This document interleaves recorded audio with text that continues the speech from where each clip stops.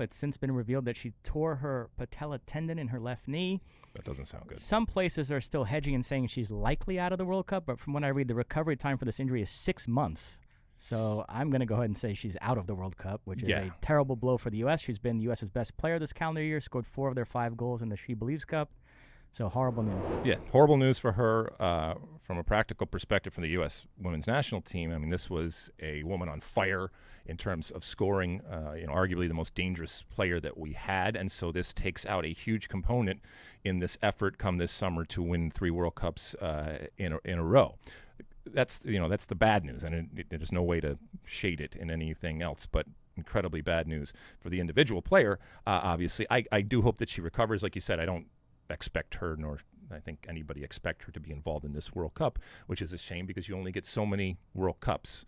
And as we know, we've talked about this before, it's every 4 years. If it was every 2 years, maybe it would be a different way of thinking about these things, but it's every 4 years, and it's not promised to anybody.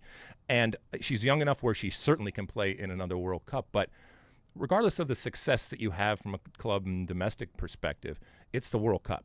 And whether it's whether it's Mallory Swanson or any of these other younger players in this young generation, they will have grown up watching this U.S. women's national team do great things on the field and acquire this platform off the field.